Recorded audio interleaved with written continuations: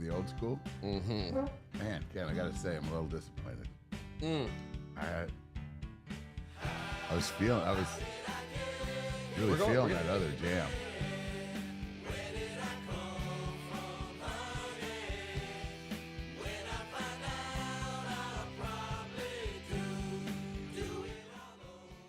Thank you and welcome to Tuesday night. On behalf of First Amendment Sports, I'm Ken Meringolo. Sometimes, playing the classics. Just didn't want to be done with it forever. He's Kevin Ricca. On a Victory Tuesday, you do whatever you like. Don't be pulling that stuff out and surprising me after a loss. But on a Victory Tuesday, we came down here to celebrate the second one of the season. And, man, it's going to be fun to talk about a little bit and talk about what we're getting into next week and just talk about some regular old BS that we usually do. 2-1. Board had us at 3-0, as did Kevin and I. So get that out of the way, get some other stuff out of the way. Welcome to Keenan Hall again. Some awesome Redskins fans out in South Bend, Indiana, South Bend, Indiana, checking out the keeping the connection with the Washington Commander love and manner of speaking. EO, Ken Harris, Greg, Rhett. Everybody, appreciate all you guys. Obviously, at 2-1, I think I want to talk about this in two different kinds of buckets. Okay, well, right? Jesus, I better find a bucket somewhere. Wheelbarrows, even. Jesus. I want to talk about the experience of watching the game because I love that. It was a great TV show, but I also want to talk about all right, so where are we really? Because there was a lot of other football on this weekend and a lot of surprising football. It was awesome. It was a really awesome week to watch football. If you are the kind of person, and many, like the majority of us are, that are going to sit down and watch as much as you can, and regardless of who's playing, every week during the NFL season. This week was super fun. It wasn't like the greatest week of football ever. No, it was entertaining as shit. Yes, it was entertaining doubt about it. All over the place. Everyone was like, what? Yes, There was all kinds of stuff going on simultaneously as well. I worked a big old pig roast, and we had 4 different games on. Everyone was there. It was it was just cool to see everyone. Hey, look, not a lot of people in the room knew the Bears hadn't won since had been on a losing streak since we Hail Married them. And I think that phrase was said 25 times. Yeah, not since we Hail Married them. I didn't know that was a thing, but it is now. We Hail Married them. We Hail Married the hell out of them. We did. That was super cool. Watching, I'm just going to say it. All of us definitely did a double take. Anyone listening right now or sometime this week to this program, that Browns score? What in the living shit? That's why I love this league. And, good for you guys being the best team in the league for the first 2 weeks, without a doubt, in my opinion. But Cleveland, they play football too for cash. Myles Garrett is so good. and you can win a game with him on having him on your team. Yeah. I thought the Falcons getting shut up by the Panthers to me was also an incredible surprise. What the Carolina 30-0 over the Falcons. The Panthers? It was shocking. Bryce Young was just slicing and dicing you. I didn't think, and that's part of where we're going because they just took a crazy bad loss. No way to slice it. Falcons should not have lost to Carolina. On the flip side, we should have beaten the Raiders, and we did. And I want to talk about the way that we did it because we did it with number 5 on the bench and number 8 in the game, number 1 in our hearts. God, I love number 8. You know how lucky we do. Everyone here knows it. We're so lucky to have him. It's just so casual to say he's a better starter than don't look at it that way. But in this offense that we have, he's the perfect dude. Perfect dude. And he showed why. Guy was awesome. Hasn't won a start since 2022. Comes out there. And I don't give a shit. The fumble hurt at the time. I just wish one of our guys could have jumped on it so no one would have talked about it as much. I get it. You got to protect the ball. But did you guys see him and how fast he was on some of those keepers, how he's slicing down? He still got it, dude. That guy's a baller with his gray hair. I love him. The Silver Fox. He is so cool, man. What a great day for Marcus Mariota. I don't know if he's the best backup in football. I don't know about how much better of a starter he is than others. But the whole concept of Cliff Kingsbury's offense is they're going to find the spot and exploit it and be all over it. And the quarterback has to know where it is and he has to be on the same page with everybody. For them to be able to say, we're not changing our offense at all. Why? For the backup quarterback. Why? We got a talented ass dude wearing number 8. He threw it so fast, so many times. Oh, his quick release is phenomenal. His accuracy nonstop. He dropped a dime into Terry on a deep. He hit the intermediate routes with cleanliness all day long. He puts a foot down and gets rid of it decisively. He's a veteran badass who can fly. That dude can run, man. He's mobile. He's not mobile. Like there's statue quarterbacks like Jared Goff. Then there's like guys who can scramble, but they're looking to get themselves in a better position to pass. And then there's like pure dual threat badasses. I mean, he is in technically he's in the badass category of quarterback because he's always been a dual threat. And 31 it seems so old. And I was like, man, 31. You were 18 when he showed up. He's got a couple years on him, but he also hasn't played a ton. He's good at football, and as long as this offense is built for him, this is a great job. It's perfect. It's perfect for his skill set. And it validates everything that all sides said all summer long. It validates Marcus Mariota for saying, why would I go anywhere else? This is a perfect situation for me. And for the team saying, why? Because people were down on him. That he was a 31-year-old backup and that he was maybe going to get a chance to compete for a starting job here or there. He was in Vegas and turd-ass Atlanta and Philly for like limited amounts of time. I mean, how about people this? didn't think he was our best option as a backup, which was insane. Well, I think he showed everyone that thought that the facts are different. How about Chip Kelly? He would have liked to have had him on that other side, wouldn't he? Chip Kelly out there calling plays for a statue old fart. He makes Mariota look like a spring chicken. That camera necessary. And he's out there. Chip Kelly wants to call those plays for 8 so badly, like he did at Oregon. Do we need that camera on him? We might as well. It made me so happy. I'm not a huge Chip Kelly guy. If I'm Chip Kelly, I'm like, you're please fat don't and show arrogant, me. And I don't like what you have to say. I want to punch a television screen right where your face is. And I'm sorry, I don't mean to be. We've all been if there. I was him, I'd be like, chunky. no camera. I don't want to be on camera watching, having like my nightmare played out, like the guy who I built this whole thing for. Exactly. Seriously. Yeah. The guy that I gave the key to all of this is unlocking. You could see it was painful. I know. And he had a camera this far away from his face for it. That's terrible. Yeah. Good luck calling any plays to get Geno freed up out on the flank to do something bad to the defense or just have a little 16-yard run and scamper out of bounds. Try not to hit coach though. I think you certainly have no problem starting him again, and the storyline is so perfect because you play back-to-back for his former teams in the Raiders and the Falcons. For him to be able to, if he goes on the revenge tour, there's no Titans. There's no Titans on the schedule, but there are Eagles on there. Totally Eagles. And whether it's week 16 or 18, he certainly could get a W there. If he goes on a retribution tour for us as a backup, can you imagine? It is. This is like a total 80s, shoot 'em up type movie scenario. And so I think that's kind of why I don't think they're going to, if Jaden's the healthiest, best guy, they're going to play Jaden. But I don't think they have any problems playing Marcus this weekend. I think let Jaden get healthy. This is the luxury that we have. Also, what you were just talking about, why do I feel like it's going to come down to the last play? It's going to be a tush push and we're going to get a crane kick out of 80s style Marcus Mariota. And that could be the way to fix the old push thingy. Yeah. Just going Mike Leach style, throwing him it over? would be written by Ken Meringolo. Oh, man. I can't. The crane kick, 80s redemption tour, ending your least favorite play by a guy from the island of Oahu that we just had a nice experience with those folks. And he came into town and showed everybody exactly about that aloha spirit. Except for, obviously, the city of Las Vegas. Except for the city of They don't Las really Vegas. have that aloha spirit anyways. And they ain't never going to have it. He was in Oakland. He was a California Raider. That's true. He wasn't a Nevada Raider. What a cool guy. And when he got emotional after was so great, too. I love our team. I love our team. I love so many things about our team. We can win with that guy. We did win. The way that he was able to be athletic though, like to be the athletic quarterback in that offense, he was that little wiggly move down to score.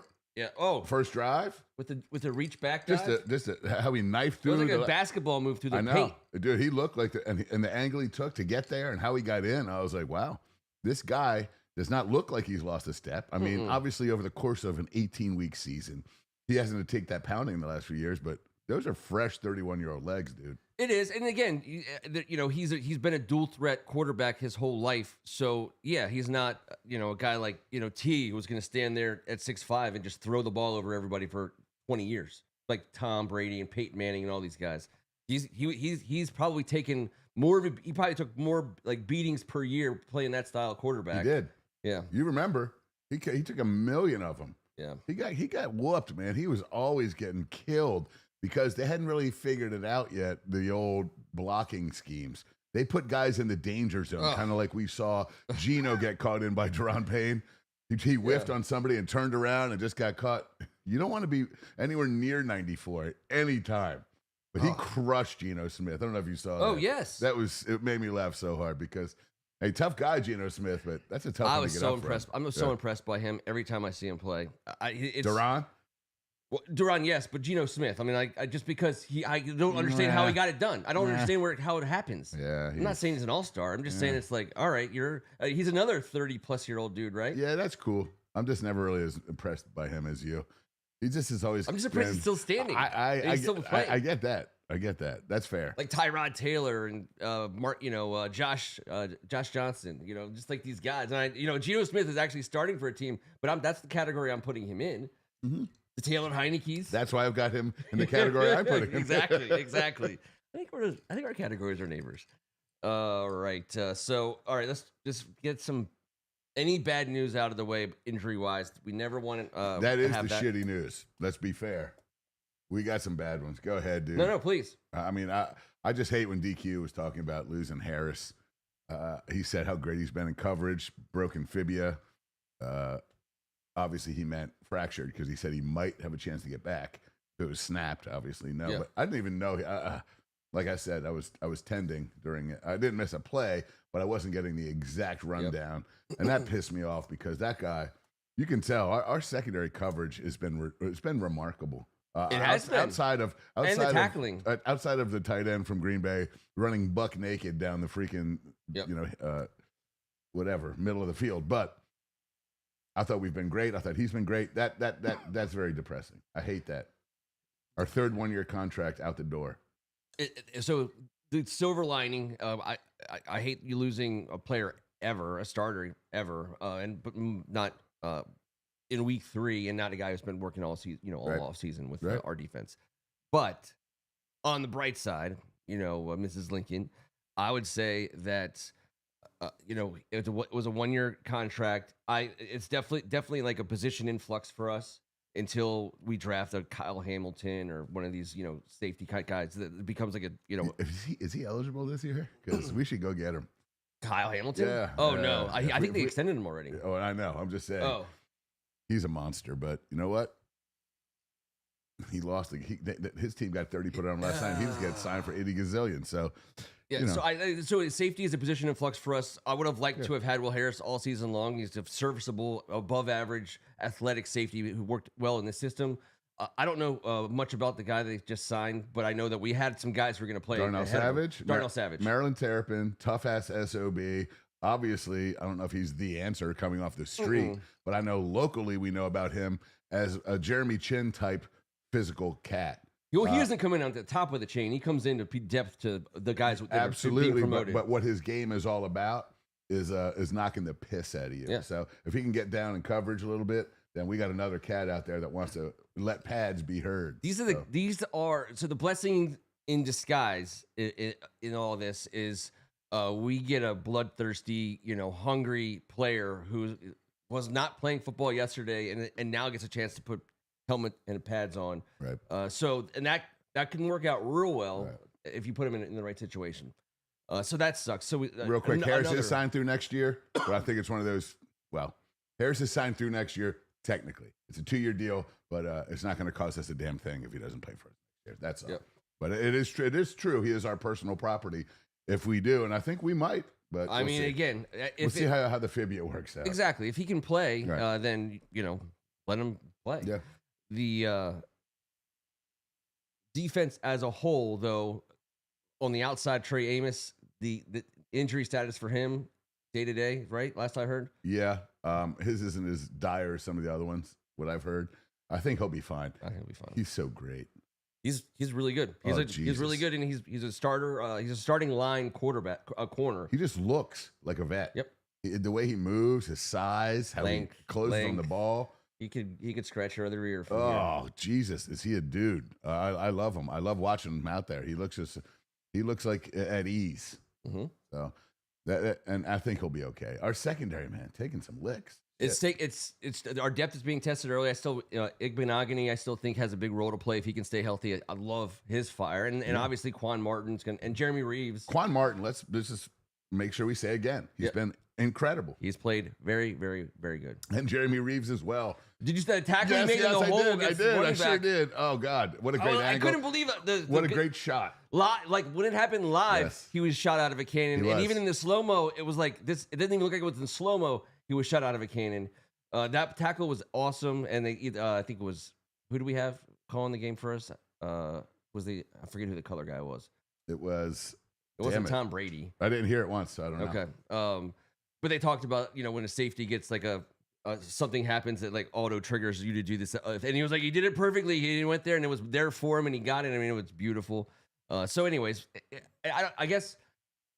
No one ever wants to like trample on a man's grave, but I don't think Will Harris. He's not gone, but he could be back at the end of this year. Yeah, those are DQ's words. He said he could be back. Yeah, the drop off for us may not be, I don't know the way you're speaking about him. I'm just telling you.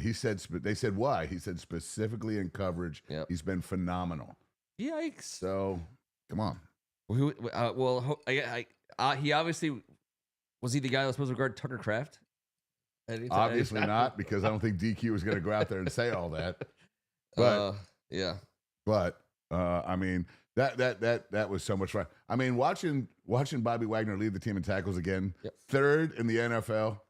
A couple sacks, right? Dude, couple tackles for a loss, a couple quarterback hits. Have a stat line. He was tackling receivers downfield. I mean, he was everywhere. He's such a freaking badass. I love him so much. There's so many guys individually, but that you watch collectively getting a W like this. Like we talked about, beating a bad team. Should win. And I'll be honest, we're all sitting here knowing the same damn thing. It was 10-10, and we had kicked the ever-living crap out of this team. It was frustrating as hell. But all of a sudden, Mr. McNichols decided to make it fine because we were so much better than them. Yep. Dominant at the line of scrimmage on both sides of the ball, I thought. Mariota's fumble obviously didn't help a ton. And not getting it done offensively early with some stupidity. I get it. But god dang, man. The defensive line played great. Not only, but that's part of the other part of like why I come away just a little bit, impressed by Geno is because he seemed to he had some escapability from situations where I was like, that's got to be a sack for us. Yeah, in the grasp, hands on like Dorrance Armstrong. With he's a vet. I get it. He's a vet. I get what you're saying. But I do. Our guys I just never once felt like he was dangerous at any level. No. I was like, this man is not dangerous to me. And he didn't kill us on Sunday. Because I'm such a superior edge player in this league. No, but as a fan, I was like, is that all you got, Smith? Is that all you got? I mean, he's a check down specialist. And that's fine. Exactly. That's exactly why who we want. That's what this is my point. Yeah. Nothing against his abilities. No, or capabilities. But there was a couple times when I was really hoping for us to get off the field with a sack, and he got out of there. But in general, the run stuffing for the majority of the game until the outcome was no longer in question. That's been a story for us this season, and it's been a positive story. 3.7 yards per carry after 3 games this season, after 5.1 yards per carry at this exact point last season. That's a 1 point yard. That's a shit ton. Yeah. Honestly, it really is. Javon Kinlaw and Jerron Payne in this system. But Javon Kinlaw, a guy they specifically targeted to take the onus off everyone else in the inside and a little bit on the outside, spectacular. And Payne, that is the deal. Like Goldman only played like 18 snaps. So once again, Bobby Wagner and 4 dudes up front, 5 different guys with tackles for a loss. Yep. This is so I get it. Week 2, we didn't get it done, but that was only 135 yards on the ground. But this week, we stuffed it up their ass. This is what we did. I mean, Jonty got a couple. and he's a stud, but I don't know if he's ready. He had a couple, but we were playing two deep safeties so deep and allowing our front seven to tackle everyone. And that's typically too much space in the run game because you pop them to the line of scrimmage and someone's pulling off a 20, 25-yard run. That was not the case with our front seven. We could afford to play those two guys so deep because we got Bobby Wagner, Frankie Louvu, and four other cats out there. Okay, 5 that are not giving up a damn thing. No, that's the coolest part when you don't have to bring someone down in run support and go to a single high shell or just, I don't want to get all football-y, but it's so great that we can play safeties at that depth in this league, keep everything in front of us, and still not allow teams to run the ball on us. That's how you get your ass whipped in this league. At 201 yards to 93 yards. I mean, in rushing, and that shows right. 6.3 yards a carry just this Sunday alone, twice as many as we gave up on, and we had more attempts. So the ability to stop the run and the ability to have run, and I know people are going to want to say that the Raiders aren't that good. Well, I get it. But they're going to get wins this year. They're going to beat teams. And there's definitely a measuring stick kind of a game to say, okay, where do we fall in the landscape of the NFL? Sure. And we're definitely exactly where we want to be. Coming off of the NFC Championship game, the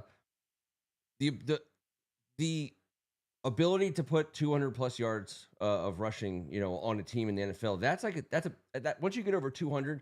It doesn't matter how bad you think someone is. It takes time and effort, and it's not easy. And I'll say this, to all Packers fans that are listening: the Browns are no bueno. Shit, sometimes you don't show up and you get beat, and that was our deal forever under the last era. That was our deal forever. That's what happened to us all the damn time. Gross losses, unacceptable. Now, what I've loved about this era under DQ is that the teams that we're supposed to beat, we've been beating the shit out of. Even when we didn't expect it last year. And I'm not saying that was a complete stomping. It did feel like it. And it was. I mean, you win a game by that many points. You put 40 on someone in this league. That's a beatdown. Yep. So, you beat these teams properly, and that's what happens. You stack those W's, and you fight the good fight against the teams on the road that you're scrapping against. And thank God we did stack that W because 4 of our next 5 are on the road. So that's a big, huge deal at home.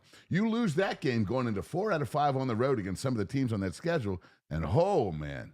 That is different. So that's what I like about what we're doing, what we did last year a little bit. Like the Titans game. There's a bunch of games last year that we just dominated. And I do believe this is why, Ken. Our coaching staff is far superior to many other staffs in this league. And I think it shows when you got a guy like Chris Paul stepping in there and Wiley, 2 separate offensive linemen. And you bench a Brandon Coleman because you don't like his effort or his competitive level. That's a healthy scratch. And we still go out onto that field I was surprised. And bust up 201 yards. I was shocked, to tell you the truth. I'm a huge Coleman fan, but we're not there every day.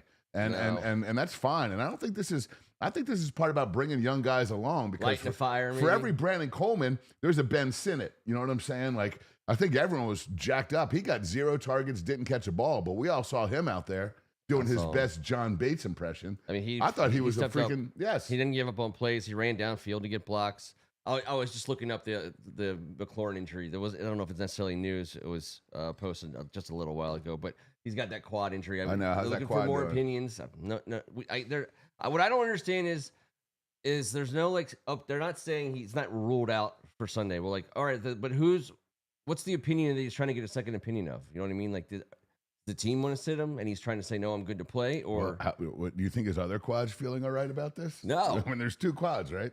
They might need 2 opinions. I'm not sure. All right. No, I don't know. I'm just so confused. But here we go. Here we go with all this shit. This has he didn't have a training camp. He didn't do that. He didn't do that. That's fine. Yeah. He's got to get into a mode. But this is Terry we're talking about. He will be fine. Yeah, and we need him in December and January. And everyone else has been fantastic at this next man up mentality. Obviously, so far they've had to be because, geesh, that's the one thing I hated about the day is some of these banged up injuries. But also, there was other stuff, and I don't know how long we're going to talk about it. But we got to get our one guy talked about. Get in there. Well, the injuries test your depth, and we were coming in as the oldest team. So I think, in years past, our front office had set us up to be, if that house of cards blew over, everything fell to the ground. Whereas I think What Adam Peters has done is, yeah, we're old and we're going to lose guys this season, and these aren't the last players that are going to be injured for us, because that's like what it means. If you're the oldest team in the league, that means you're going to be the most injured team. Like that, there's just no way around it. But they always have an answer. That's the old balls theory. The old balls theory. Yeah. And so, but our front office is like, that's fine with us.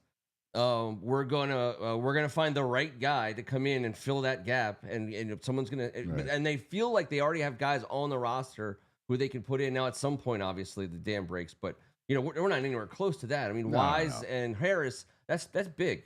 That's a big, blow. Big old balls. But you're gonna we're gonna get Cosme back. They were terrible. That's a big addition, from an injury. So I don't know that equals anything out, but since we are talking about Cosme and we talk about guard and talk about Brandon Coleman, Wiley played right guard. I thought we talked about it last Tuesday. I mean, I wanted it, and I think we agreed. Like he deserved to have a chance to crack the lineup, and I thought he played well. At right guard, I think he's like a sneaky good right guard. Yeah, no, and he's a great guy to have, and I love that he had a great camp. After he took a pay cut and still stuck around, that says a lot about our culture also. And also what a great teammate he is. And then you look at Coleman and his backup, and I was like, shit, they're going to keep Allegretti in at right and then move Wiley to left then. Yeah. No, they stayed true. They give Paul the opportunity, and PFF graded out Paul and Biotish 1 and 2 with Ben Sinnott, number 3, in the run blocking game. Yeah. So, holy shit. Yep. When I keep talking about our coaching staff, I don't feel like they get enough credit whatsoever from top to bottom for player development within the framework of this system on both sides of the ball, and we'll get to specials. Well, this is so crazy, dude. The evolution of... We haven't had this in so long. No, because we were always... Our franchise we're talent whores in the sense that like we just wanted to... We thought we could put the best players down there. Now, we had good coaches. Joe Gibbs came back, for God's sake. But there was never a Redskin way. And then we brought in players on a regular basis to do that. What we're doing now is I want to call it the Redskin way or the Commander way, but it is a way of doing it where the scheme is so good. The coaches are doing their job so well that we can weather the storm of injuries. But it washes out a little bit of a talent deficit at certain positions, and certainly against other teams, because if you run it, it works. I think we believe we all saw that last year. Yeah. When we completely overachieved for the majority of the season, well into the playoffs. Yeah. Yeah, you don't do that without continuity amongst the coaching staff. And listen, obviously Adam Peters bringing in the right guys and the right people on and off. There's so many things that have gone into this. And it just, once again, I've said it 100 times. I love this team so much. I always have. But I don't feel that pain anymore. Now it's free. They're working overtime to develop coaches in this organization. It's so great developing the coaches, because we're going to lose a shit ton of them with the more success we have. It's just a natural fact. It's the natural selection of the league. Yep. But that's where we're protected a little bit by. There's only 32 coaching staffs. No. And if you're a successful team, you always have the ability to pay to give guys raises or title changes to keep them as part of your staff. But the development of coaches is so huge, because if you become one of the organizations in one of the professional leagues, and all the leagues have them, they have organizations that are so good at being professional hockey teams or football teams or baseball teams. They're so good at that they can kind of cycle guys in, but the structure is there, the culture is there, the environment is there, and it's always ready to work. And it was never ready to work for us under the previous culture. Nope. So if we become one of those organizations as a result of this, I mean, that's the huge possible upside to the Josh Harris, Dan Quinn, Adam Peters era. Well, let that picture with his arm raised and his nose smashed, bleeding everywhere, be the anthem that leads us forward in all of this, because it was just perfect. It was such a perfect shot. When Javon Kinlaw spoke about him afterwards and blatantly dropped the MFer multiple times, because he said that's who he is. He's a dog. He's like, we will ride for that MFer. Oh, yes. And he said it twice. And then Frankie Louvu breaking down the game at the end, flipping him the ball. I mean, just dapping him up, said he popped up like toast DQ's a dog. These guys love him. Bobby Wagner talking about him. These guys would honestly do anything for him, and that makes me so happy. That if that's where you're at, if that's how you feel, all of us fans should be giddy, tickled. It's the kind of coach only a former player can be, and as great as Joe Gibbs was, as great as all the greatest guys who coached who weren't like big time or high level players, like Campbell in Detroit, and some of these up and comers like that. That connection with the locker room is it's irreplaceable. It's invaluable. That's why guys like Ron Rivera are able and have been able, to remain so forever, because he comes in and he's like, "Oh, I played linebacker for the Chicago Bears." Let's just say Dan Quinn. All right, Dan Quinn. Dan Quinn has that magnetism. I mean, that guy's liked Rivera. But Dan Quinn has got that level of Joe Gibbs. He was taking chemo during the week. Done completely differently. Yes. But the respect level is almost the same. You got to let DQ bring home some hardware for some of these boys before they can really say how they. But you know what I'm saying. Fair enough. They don't want to be anywhere else. They want to be here playing for DQ, and I love that. And that makes me very happy because he did pop up like toast, and he was slid up a little bit, but. That old boy played defensive end at Salisbury State in the late 80s. I think he's been knocked on his ass more than a few thousand times on and off the field.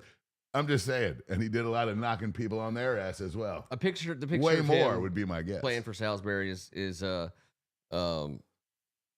awesome. I mean, obviously, then that wins tons of votes. And it's also, by the way, why I will continue to believe that Cliff Kingsbury will still be coaching here next year. Why wouldn't he? Why do you want to be Mike McDaniel? He can just be Cliff Kingsbury. You know what I mean? And now the more successful our culture and environment and organization are, the more guys like Cliff Kingsbury will A, want to work here, and B, the kind of the ability for someone to attract him away from here. Like there will only be a handful of teams that could even compete with us, like he's not going to go to that place to leave this place. Right. So that I think, plus, I think it's a better chance. He doesn't seem like the kind of guy that wants to deal with all that bullshit. I'm just saying. He specifically doesn't. He loves calling plays. He's brilliant at it. He'll never give that up, correct? So while he's trying to call a play and his diversion of his security guard's like, Coach, the D coordinator is fighting the punting coach, and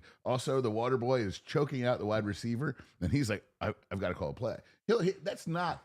He said something along those lines in a podcast that made me laugh so hard. He doesn't saying I don't want to deal with all that mess, but at some point the money is just impossible not to take a 2 or 3 year flyer, knowing for the next 25 years you can go call plays for somebody. Anyone. So that would be the only.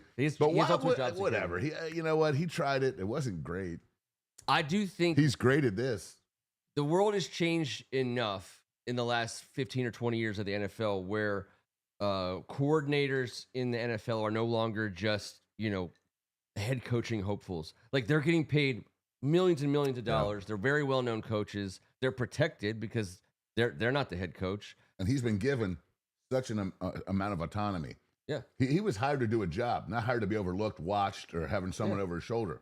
He was hired to do what he does, and they've let him do what he does 1,000%. So where else are you getting that autonomy from? Ownership and your boss. We have another famous assistant head coach / offense. Wasn't that Joe Bugle's title? Assistant head coach offense?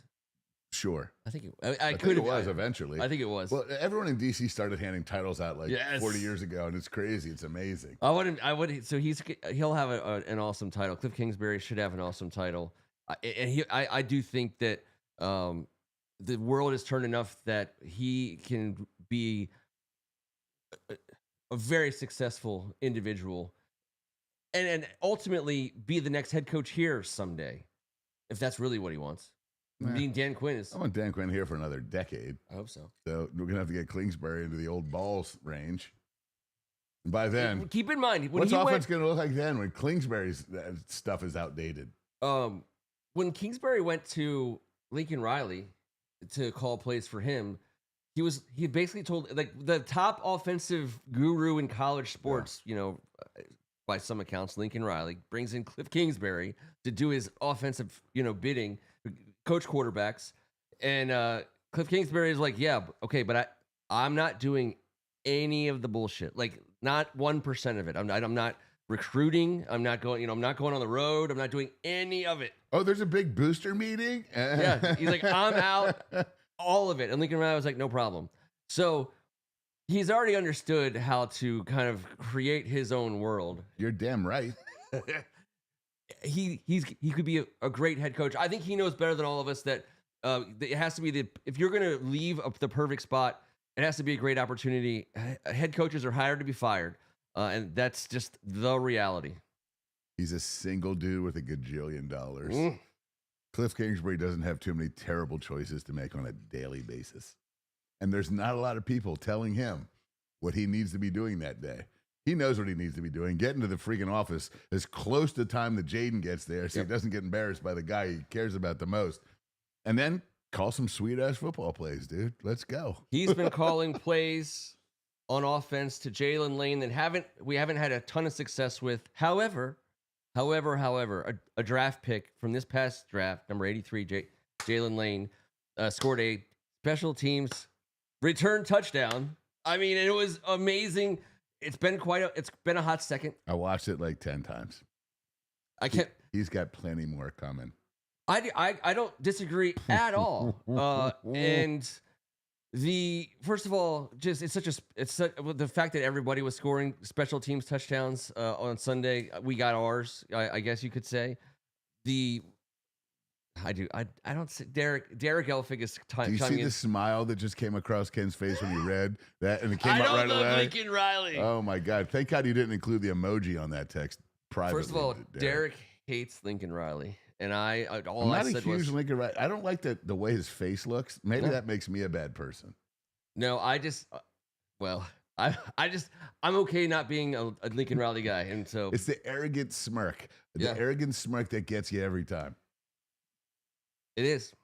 I'm sorry. He's a great college football coach, but get up there and get to the real league. Yeah, guys are running around wide open in college. I get it. Let's go, Lincoln. Like, it's impossible. Why do I hate Lincoln Riley? I don't. It's impossible to look at kind of a smirky guy. Where college football is right now and how terrible it is. Boring. And not say that Lincoln Riley is partly responsible because of what he's done. Where he's been, how he's moved around. I don't want to talk about Lincoln Riley. You almost started talking about my most favorite play of the day. We're gonna talk about that. I think we should. F Lincoln Riley. That's what I'm saying. What I'm saying. Like, he's part of the problem. He's not part of the solution. But he was smart enough to hire Cliff Kingsbury. That's a check.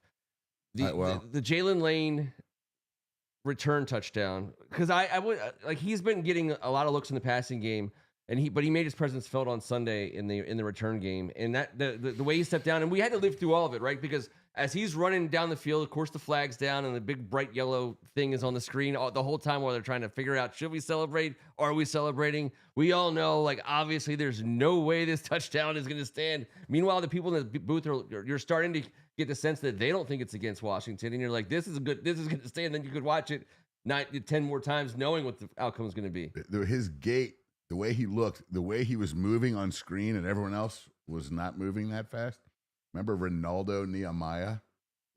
Track star, San Fran punt returner. He wasn't even a great punt returner. But running an open field, he was like an Olymp. This is what Lane looked like. When he caught that open field, I was like, no one's catching him. No, he had to step on anyone. And we haven't...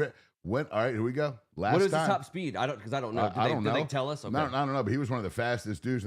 Sure. There's a reason why we drafted elite speed in this year's draft. Yep. We saw that right away. And what a cool thing to come in and say, you know what? Let's give this special teams. Do you remember our special teams coordinator celebrating when we drafted Lane? Well, yes. Now we see why. And remember why? The last time, guys, anyone tell me, jump in.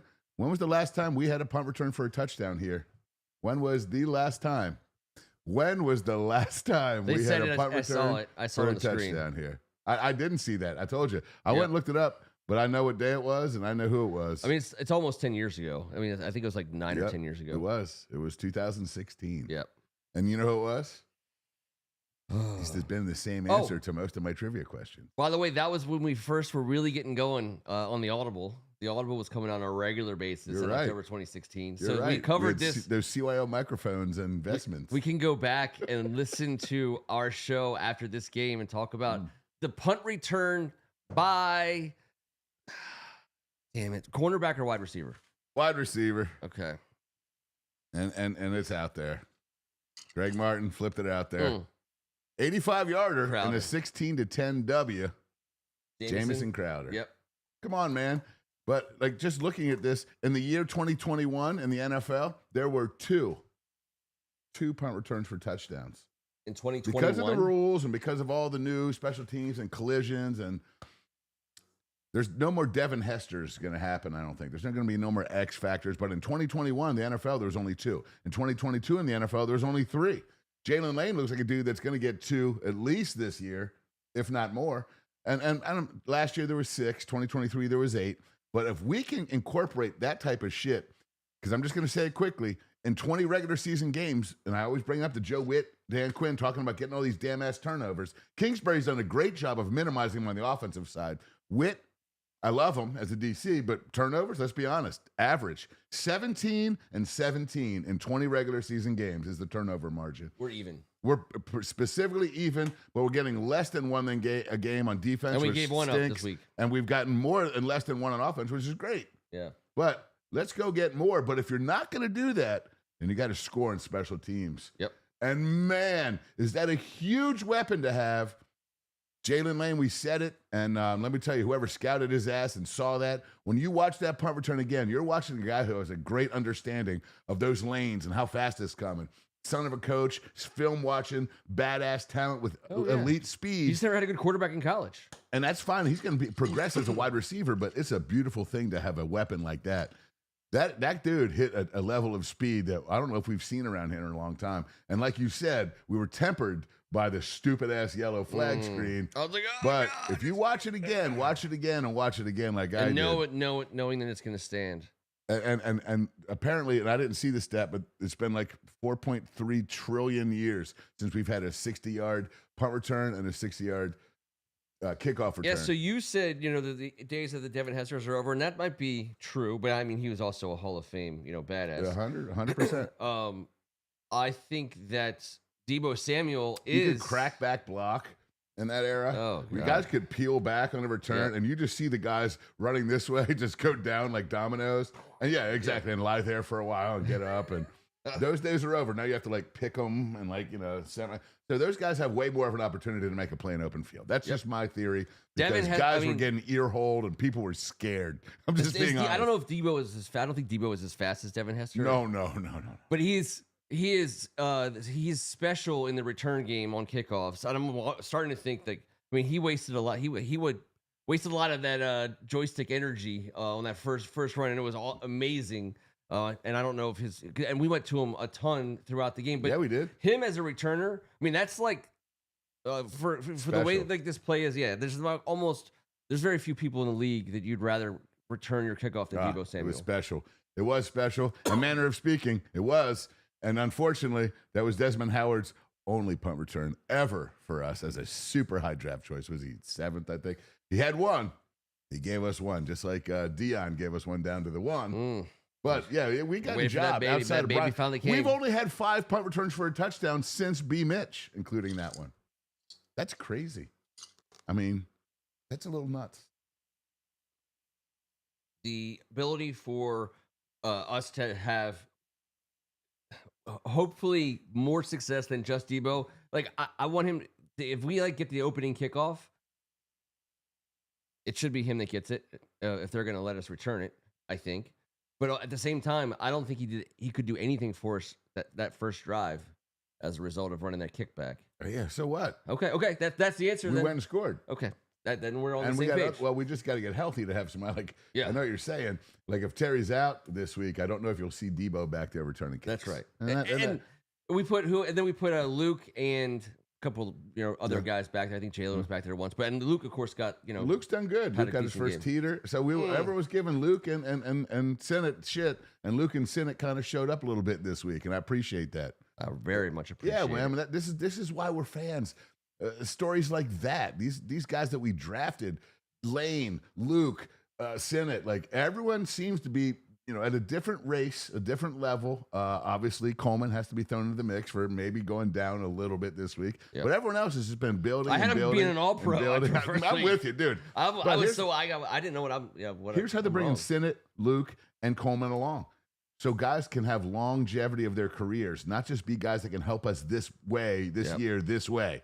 They're building talent. They're creating NFL football players, and that's what I love. They're doing great things for people's careers, not just plug and playing dudes that we drafted in this system. Oh, and then there'll be another one next year and another one in 2 years.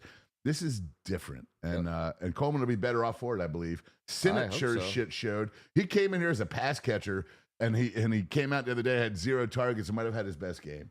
It was by far his best game as a Commander, and he is capable of catching the ball. So at any given, like if he just proves himself a above average blocker, who's the defense going to cover? At some point in time, guys like Ben Sinnott are going to be wide open when he's a complete player, like George Kittle, who was brought along in San Fran under Adam Peters, who he was referenced when we drafted him, and this is who they're trying. And I know, but trust me, he's no George Kittle right now, obviously. But man, when the season's over and his career year 3, and all of a sudden you see, oh boy, this is what he's been doing. This is what these guys have been doing in the lab in Landover.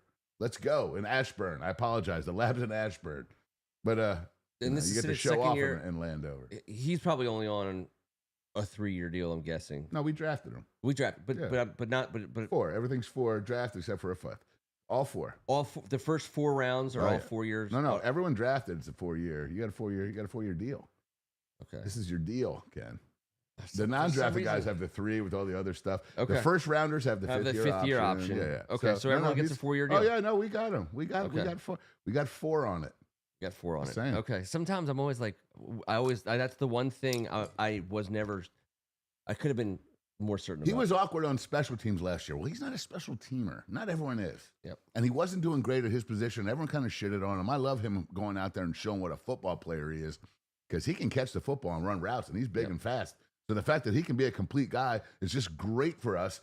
And especially because our specials are so good, we don't need him out there anymore. Our special teams, I've told you about in the green room, we've talked about it here, having a damn good football team really means good. You better have great special teams. And even our kicker, and I know, but kicking that 56-yarder was huge. That was a huge makeup for the 40-whatever miss push. But having some guy that has that much foot from 56, I've been saying all week, why is everyone else making 55-yarders? Yeah. What are we doing? FedEx. Well, we made a 56-yarder, and I dig it. Nobody, we haven't made long kicks. Right. And guys have left here and gone on to make long kicks for other people. Good. And you always wonder, like, is it the stadium? And everyone, there's been a thing about that for 20 years about FedEx and kicking. I know. But the turf got switched out, and you and I know that. Yep. And so there's no more gay excuses. No.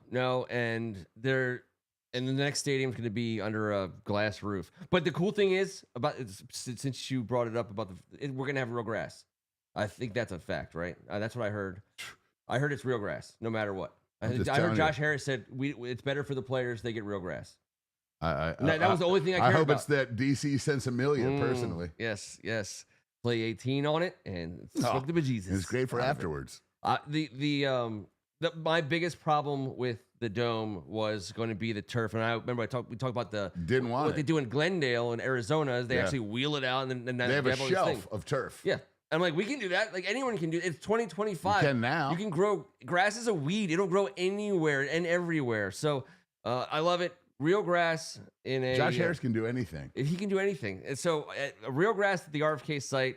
This is going to be pretty awesome. I'm excited. That did happen since the last time we talked, but. We talked about they changed the turf at FedEx. Just such a easy way to make it better, because that goes to players and culture and environment. You know, we don't play on that field, obviously. But the difference to not just the Washington players, but every player who comes through Washington over a long period of time understands the bullshit that surface was, not just in October, but late in the season. And so the Players Association, the union, like everyone knows what kind of operation you run over a long course of time. So changing this turf out it's just another thing that speaks to what we're trying to be about from A to Z. You can't just be like, what about the turf? How about you have this Eastern Motors car? Yes. Fine. Have you considered a Paisanos commercial? They are. Everyone's doing those. How much do you like pizza?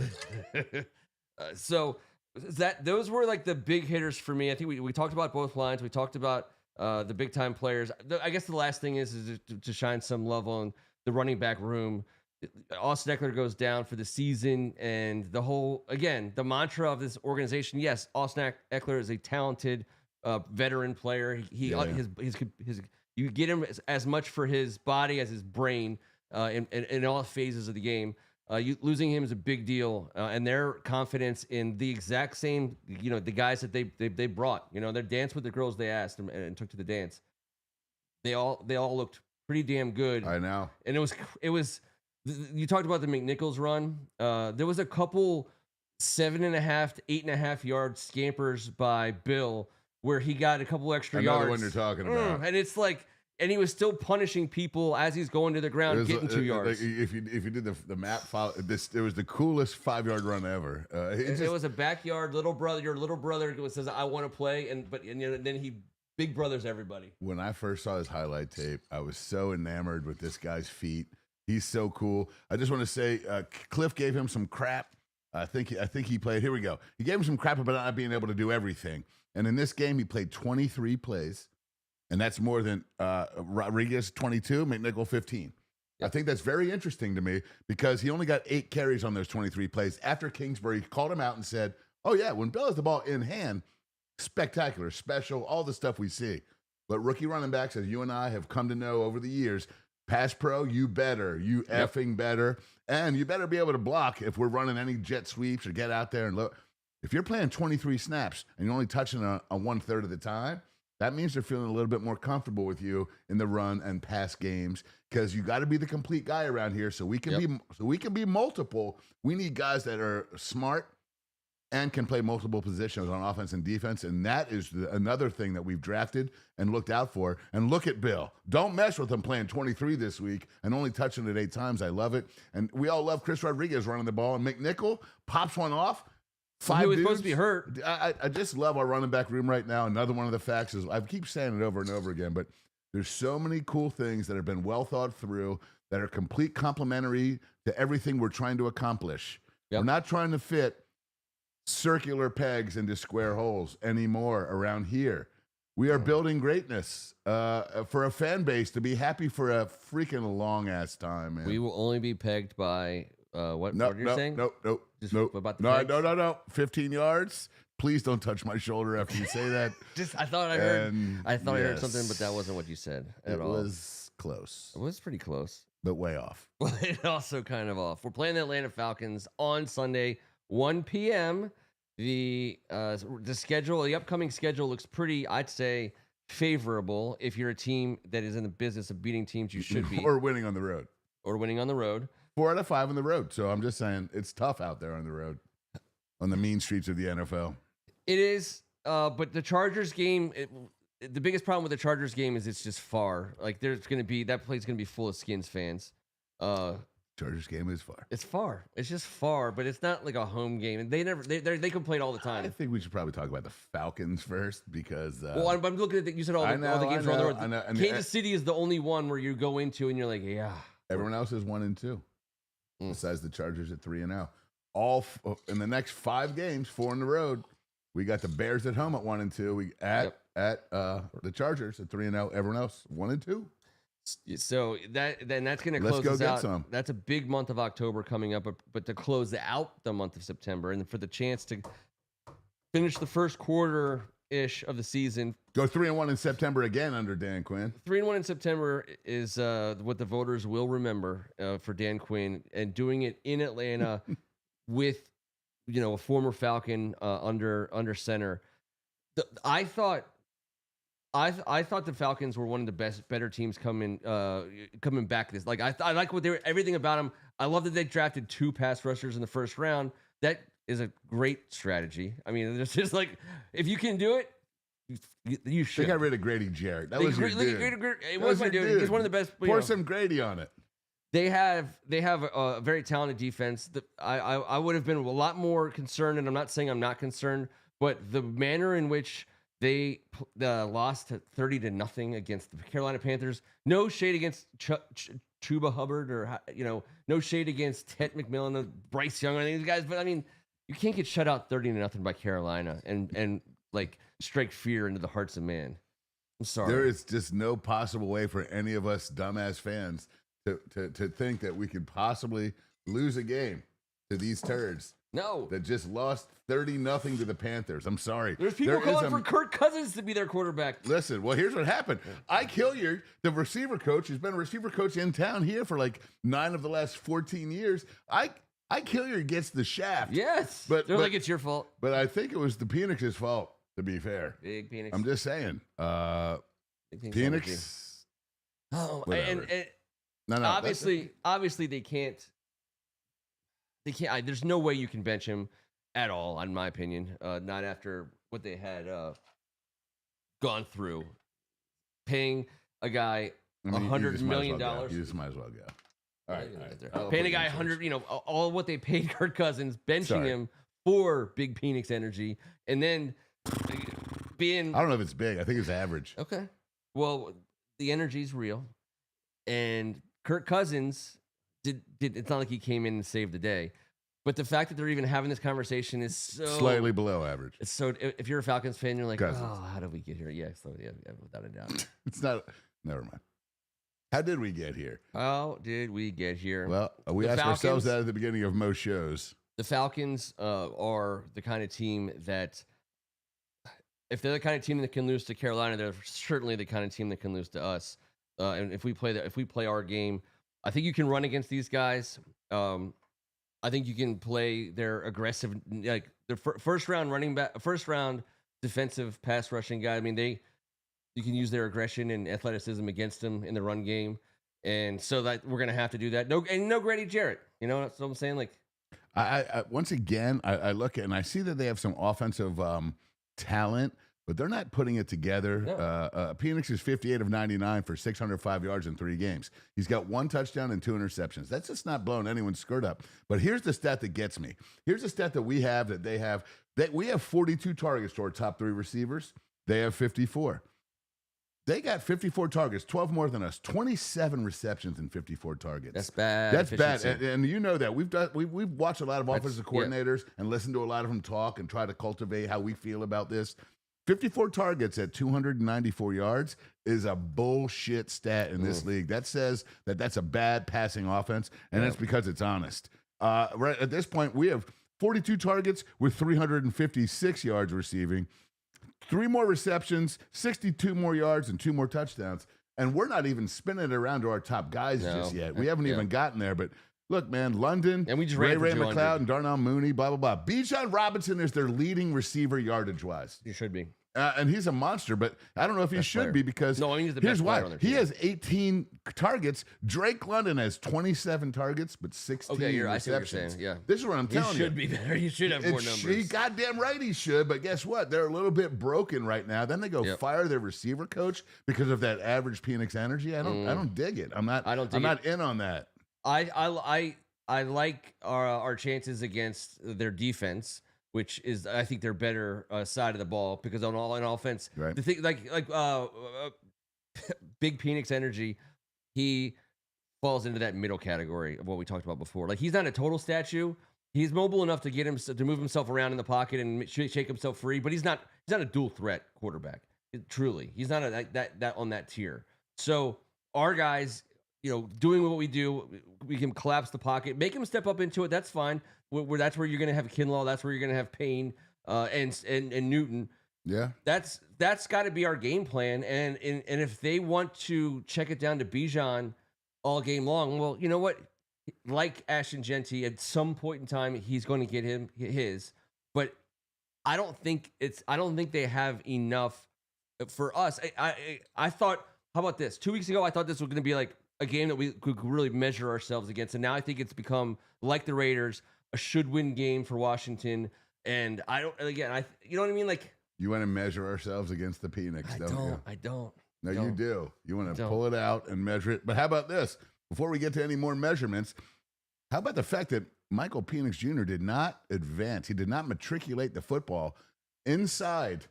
He never penetrated the Panthers' 30-yard line on Sunday. Have you heard of this? When was the last time an offense didn't get past the other team's 30 once on the day, and that defense was the effing Panthers? That's not even. I'm sorry. That's not even soaking. It's impossible for me. It's not. But I would. On the other hand, I think that his ability, that offense is. We understand, but at the end of the day, what you're trying to say is no soaking, and I can't. We're the getting off the field for us on defense is going to be a big deal, because they have the problem. Like, if you let Drake London and Bijan Robinson, and I hate to say it, but Kyle Pitts, they're not going to, like, I don't think we're going to shut them down, for 60 full minutes. They're going to make plays. I don't know. Yeah. The NFL's when they figure it out, like when the NFL knows how do you kill a falcon? I don't know. You chop that off the Phoenix. You chop that. You've heard this. You get right? That's national. That's well, the NFL's figured it 101 out this week, and it was gross what they tried to do against Carolina. You don't just lose 30-0 like by accident. You know what I'm saying? Mm-hmm. Like, I thought Green Bay kicked the ever-living shit out of us. It was like an 11-point game.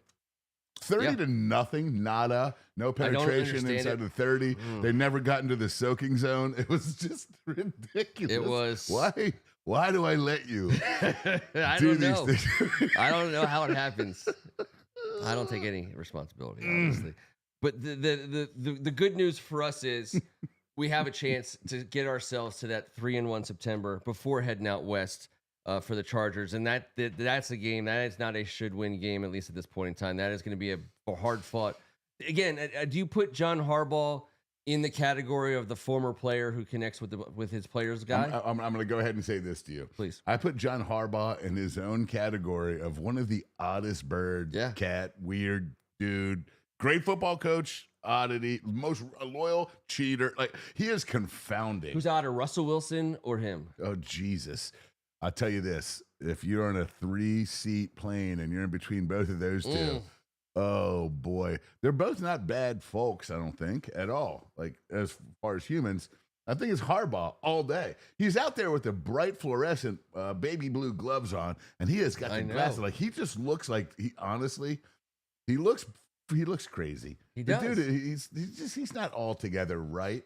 But he was born for this. That's the former player of him. I know, but they've been hit in the head so many times. I know, but like the former player of him is like, there's a lot of former players that are cool as shit. He's an odd bird, dude.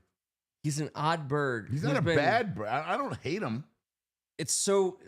I know I spend way too much time talking about non-commander stuff, but the one thing about him is and we'll talk about him more next week. I'd love to.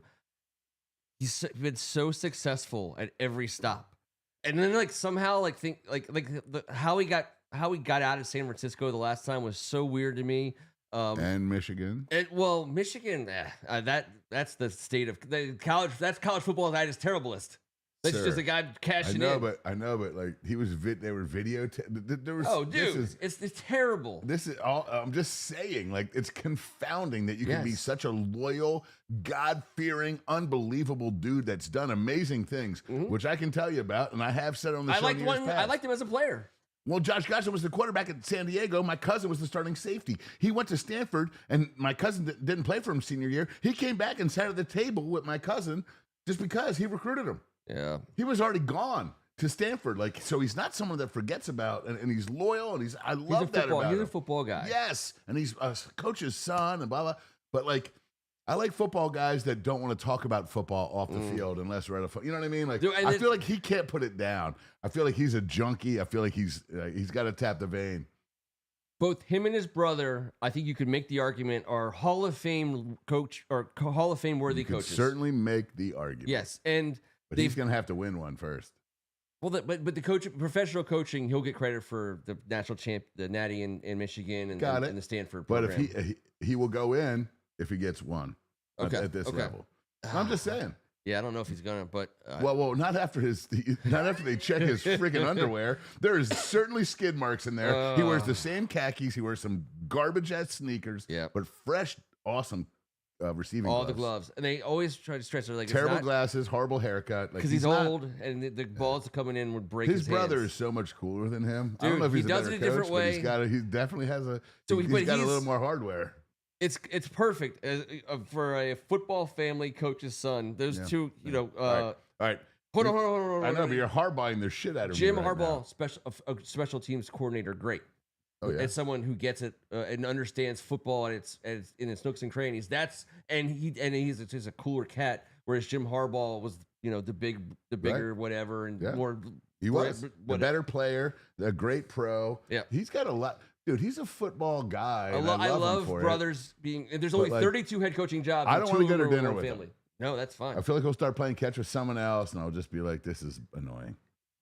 I wasn't a big fan when the Ryan brothers were both head coaches briefly. Like I was like, no one hates those guys collectively more than me, and I don't know why. I love a good brother story, but not the Ryan brothers. I feel like I can smell them when I see them on television. I can't think of any other coaching brothers. Am I not allowed to say that? Like, no, absolutely. Someday, hopefully, television you can't smell it. But smell-o-vision? There was smell-o-vision. I know, but in the 70s. I know, but it never really got to the level where we could get to now. All right. I think you can watch a scene and smell it in the next 10 years. Dude. Am I off base to think we can go to the movies, watch a very aggressive scene and smell it? Or go to like a place where we have a screen in front of us with a game on, with the Commanders playing, and we could smell it? Come on, Ken. I don't know. Come on. Okay, but what's the smell? Like rats? Well, I'll tell you this. The Falcons didn't smell shit last Sunday. No, they were nose blind. Right. So nose blind. Can't Falcon sniff the end zone. Was going to die of hunger. All right, so we got 31-14, 30-10. What's your Ian Eagle? And I don't like the Eagle Falcon thing. Isn't it Iron? Iron Eagle. Like my favorite movie, Iron Eagle, Lou Gossett Jr. Great. It was my favorite movie for 2 days because I saw it at the theater. Sorry. It's a movie franchise, first of all. Give it the respect I know, but the one was the only one I liked. Yes, but Lou Gossett Jr. Yeah. And when he went on to do Toy Soldiers with Sean Astin. There's certain things I know I'm not supposed to say after 10-10. When you go Lou Gossett Jr., that's what I don't care about any of his other roles. I mean, he had some great ones. He was freaking great. I'm not going to argue. Washington offense needs to move the ball and get it done. If Carolina can put 30 on Atlanta, I'm just going to say 30. I'm not going to try to. I hope we can do the same. I'll take 30 all day. That means and I want our defense. It's got to hold them to like 13 points, 13 or 16, like 30 to 16. I'll say 33. The 33 number popped into my head, and the 16 number popped into my head, and that's what I'm doing because I do believe we are 2.5 scores better than this team this week only. This week only. NFL shopping this week only. No one on planet Earth would have ever said the Browns would have freaking done that shit with Joe Flacco spiking the ball after a completion, getting everyone lined up properly. Boom. No way that franchise has done that in a freaking million years. That was cool as shit to watch. Yep. I believe our franchise has practiced that on a daily basis, and Marcus Mariota is certainly capable of it. I believe Marcus Mariota starts and plays this entire game, and we win 33-16. You said 30. You said 33-16. Yes, I got 30-16. So that's our only. But so we had the same. Just to so I have a gay field goal more than you do. That is true. Yeah, from 3. Write it down. I don't. So I gave EO a little. I think they're gonna go for 2 twice. Here's my bold prediction. My bold prediction is we have a great first half, and Kirk Cousins comes out as a starting quarterback for the Atlanta Falcons in the third quarter. Mariota versus Cousins. Mariota Cousins. That's exactly where I think this game is going. This is amazing to me. That's just my feel for it, and we'll see if my Schwartz is on target tonight. No, I'm not saying it's bad. I'm saying, man, Mariota versus Cousins. Let's take it back. Yeah, I don't want Let's to smell take it that. back to the origin. You can smell that. You can have all the smell for that one. Oh my God! Oh my God! I know what Kirk Cousins smells like. I don't want that any of that stuff smell. that they jingle at mass. The incense. Kirk Cousins. I feel like he fully smells like incense at all times. That'd be great. I mean, of all the things you could smell, I'm not saying because of how much worse it could be. That'd be great. If they'd be saying like, "Hey, I feel like Santana Moss smelled way better." I'm sure he did. I'm sure there's a million ways to smell better than incense, but there's 10 trillion ways to smell worse than incense. Well, I'll tell you right now. I don't want any of those ways. Thank God we don't have to smell that Penix this week. That's what I'm talking about. I don't even know what smell-o-vision was all about in the 70s, but they were trying to smell television. What are we doing? They had it. What the hell are we doing here, dude? We started. Was there a competing technology that they decided? Like the government said, was it a CIA? They put it, made it top secret, Cold War situation, but no one knows. The reason why I never scratch anything is because I don't want to sniff it. All right, let's give Ken Harris a little love here. Great sports weekend. I know our main man, Derek Elphick, on the board will be at the Ryder Cup. How about that shit? We got a 6'8" Ryder Cup fan coming from Kensington, Maryland. We're going to get pictures of the TV screen every time we see him on it, and he's going to be hard to miss based on what I think I know he's wearing. Penn State, Oregon on Saturday night promises to be a great game. That's going to be spectacular. A little Alabama, Georgia matchup, which I will watch. I don't want to try to. I don't think you have to sell that. I love that Micah Parsons is playing. This is the one. This is the turd sandwich that was also part of the trade with Jerry Jones. Jerry Jones got his 2 first rounders. He got his defensive tackle, and he got a nice fresh turd sandwich that he was going to have to eat in week 4. And when Micah Parsons goes back to Dallas as a Green Bay Packer, I hope it's fed to him like pudding. Oh, it's just gonna feed it to him like pudding. Face. Just it's gonna. Here comes the choo-choo train. Here comes Micah. Poop. Oh God, that's not going to be pudding. Poop. So we'll see how that goes. I'll be watching that game. I know everyone will. Packers Cowboys is usually a pretty good game. Appreciate everybody hanging out with us on a Tuesday night. It's a great vibe. Even though our backup quarterback in a kind of a undercard type of matchup in terms of programs in a well in hand outcome, even despite all of that stuff, the feeling about our team, I think, remains, not that we're just good enough to beat a bad team. I think the feeling is in the league even as well, that the Washington Commanders are taking care of their business early in the season, are prepared to handle some early season adversity, and have an opportunity in September to take care of some should-win business before getting to some harder games. All of that shit's happened in the last 20 days. Everything you just said has happened. It's been a whirlwind, but we're 2-1. Green Bay's 2-1. Philadelphia should be 2-1. Goddamn, I don't want to talk about it. Twice in a row, you couldn't take care of the Eagles. Twice in a row. Once, it really hurt us in the playoffs last year. That would have been super sweet if you could have just taken care of that. The fact that you gave away that freaking game this week is killing me. Dude, so it also is killing the city of Philadelphia, because watching a 380-pounder run a football down for a touchdown has inspired everyone to eat more cheesesteaks and try and get to that level of poundage. 300 poundage. And you know what? They're going to get there. They're going to get it done. I believe in the city of Philadelphia. That's the best. They're going to chunky it up. Except for Marky Mark playing the role of Vince Papal in Invincible, I'd say that return was the greatest play. I have to be honest with my soul. That was one of the coolest things I ever saw. A big man getting a block, picking it up, and rumbling down the field. I'm going to give him that.